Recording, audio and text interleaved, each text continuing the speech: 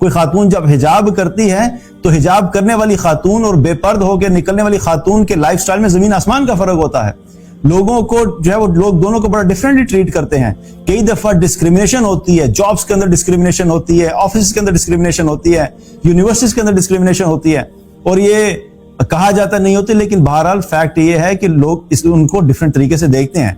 لیکن یہ سب جو آزمائشیں آتی ہیں, کبھی ایموشنلی انسان ڈسٹرب ہو رہا ہے, کبھی لوگوں کے تانے سننے پڑ رہے ہیں, کبھی گھر والوں کے تانے سننے پڑ رہے ہیں, کبھی خاندان والے الگ ہو گئے ہیں, کبھی دوست یار چھوڑ کے چلے گئے ہیں, یہ سارے چیلنجز جو آ رہے ہیں, اور کبھی کبھی فزیکل ٹارچر بھی ہوتا ہے جیسے کہ صحابہ کو ہوا اور ان سے پہلے لوگوں کو ہوا.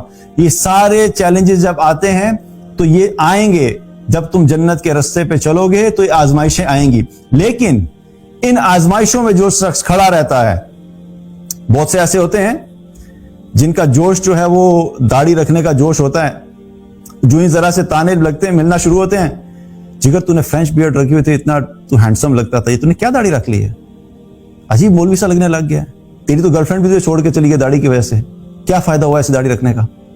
ادھر حجاب کرنا شروع کیا, ساتھ ہی آگے تم نے حجاب کرنا شروع کر دیا, اب تمہارے رشتے کہاں سے آئیں گے, تم تو بغیر شادی کے بیٹھی رہ جاؤ گی.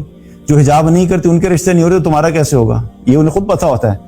تو اس کا مطلب کیا ہے کہ اس میں خود انہیں جواب انہوں نے دیا ہوتا ہے کہ جو حجاب نہیں کر رہی ان کے رشتے مشکل ہو رہے ہیں تو تمہارا کیسے ہوگا. اس کا مطلب یہ ہے کہ رشتے کا تعلق حجاب سے نہیں ہے. لوگوں کو بھی پتا ہے, کیونکہ جس کا ہونا ہے اس کا حجاب کے ساتھ بھی ہو جانا ہے, اور جس کا نہیں ہونا اس کا حجاب کے بغیر بھی نہیں ہونا. بڑے ایسے آپ کو کیسز مل جائیں گے. تو مقصد بتانے کا کیا ہے کہ ایسی باتیں جب سننی پڑتی ہیں تو بہت سارے لوگ ہوتے ہیں وہ کیا کرتے ہیں, وہ بیک آف کر جاتے ہیں, پیچھے ہٹ جاتے ہیں, وہ دین کو چھوڑ دیتے ہیں, وہ لوگوں کی باتوں کا اثر لے لیتے ہیں, لوگوں کی وجہ سے اللہ کو چھوڑ دیتے ہیں, لوگوں کی وجہ سے دین کو چھوڑ دیتے ہیں, لوگوں کو خوش کرنے کے لیے, ان کی جھوٹی خوشی کے لیے اللہ کو ناراض کر دیتے ہیں. لیکن کچھ لوگ ایسے ہوتے ہیں جو ڈٹ جاتے ہیں, جو کھڑے رہتے ہیں, جو اللہ کے دین پہ قائم رہتے ہیں. یہ وہ لوگ ہوتے ہیں جب مشکلات سے گزرتے ہیں وہ کہتے ہیں کوئی بات نہیں, اگر ہمیں کوئی تانا دے گا تو کوئی مسئلہ نہیں ہے, کوئی ٹونٹ کرے گا تو کوئی مسئلہ نہیں ہے, کوئی جاب کا ایک دروازہ بند کرے گا میرا رب میرے لیے اور دروازے کھول دے گا.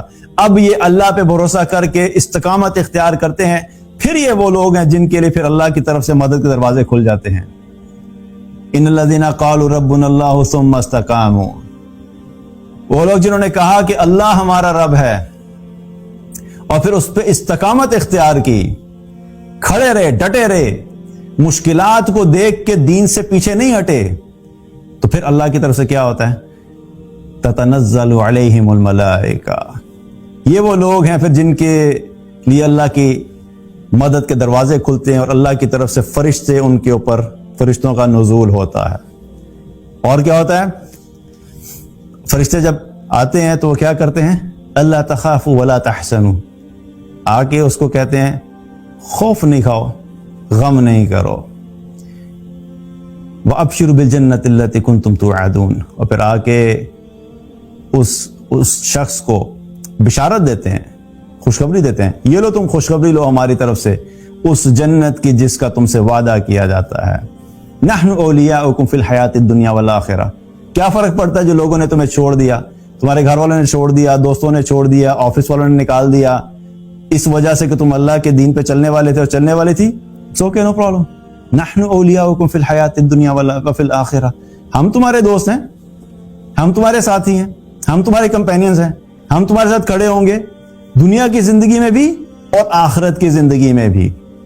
یہ کن کے لیے ہیں, یہ ساری مدد اللہ کی ان لوگوں کے لیے آ رہی ہے. کون لوگ ہیں, ثم استقاموا, جنہوں نے استقامت اختیار کی, جو ڈگمگا گئے, جو چھوڑ گئے, جو بھاگ گئے. یہ اللہ کی مدد ان کے لیے نہیں ہے, کیونکہ اللہ سبحانہ وتعالی پہلے ٹیسٹ کرتا ہے نا. کون ہے جو صرف سوشل پریشر کی وجہ سے ٹیمپریریلی اس نے دین پہ آیا تھا اور جو ہی وہ ختم ہوا واپس چلا گیا. کون ہے جو دنیاوی مفاد کی وجہ سے دین کی طرف آیا تھا, جب وہ فائدہ اس کو نہیں ملا تو دین کو چھوڑ دیا. کتنے ہی لوگ اس لیے نمازیں پڑھنا شروع کرتے ہیں, ہم نے سنا ہے کہ یہ نماز پڑھنے کی وجہ سے اللہ تعالیٰ رزق میں برکت دیتا ہے, چلو جی نماز پڑھنا شروع کر دو. مہینہ نماز پڑھی, کوئی رزق میں برکت نظر نہیں آئی, چھوڑ دیا.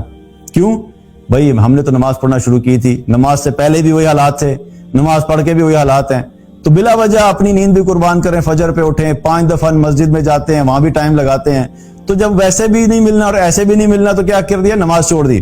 یہ جو چھوٹے چھوٹے مفادات کی وجہ سے دین میں آتے تھے, یہ چھٹ جاتے ہیں, یہ جلدی سلپ ہو جاتے ہیں, یہ جلدی گر جاتے ہیں.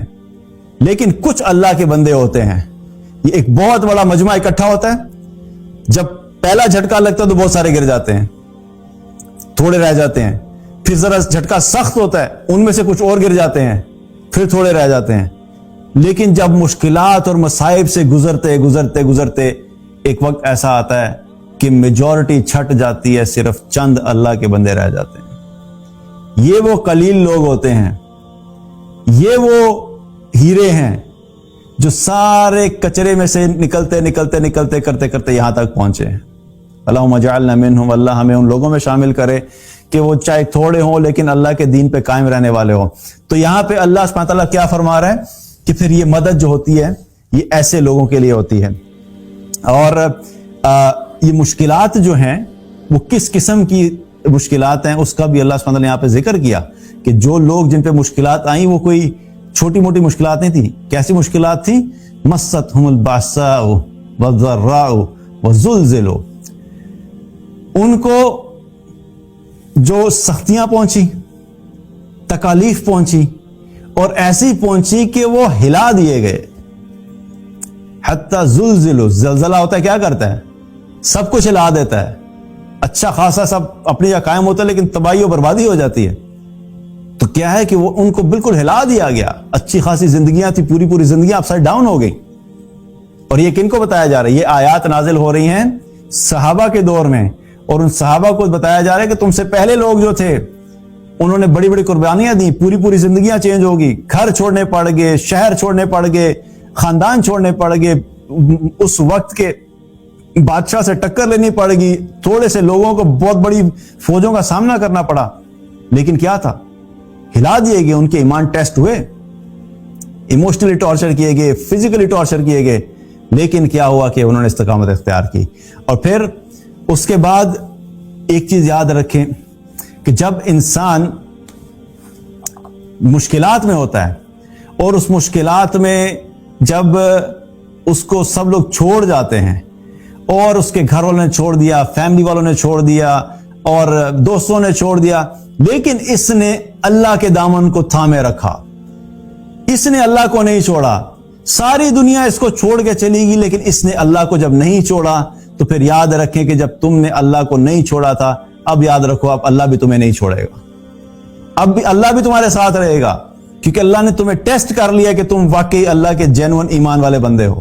اور جو اللہ کے واقعی مخلص لوگ ہوتے ہیں, اللہ کی مدد ان کے ساتھ شامل حال ہوتی ہے, اور اللہ ان کے ساتھ ایسی مدد کرتا ہے کہ انسان سوچ بھی نہیں سکتا. لیکن اس مدد تک پہنچنے کے لیے جو سفر ہے وہ ذرا مشکل ہے, وہ اس میں جو ڈٹے رہیں گے ایک سٹیج پہ آ کے پھر انسان کو ریئلائز ہوتا ہے کہ واقعی اللہ کی مدد آتی ہے.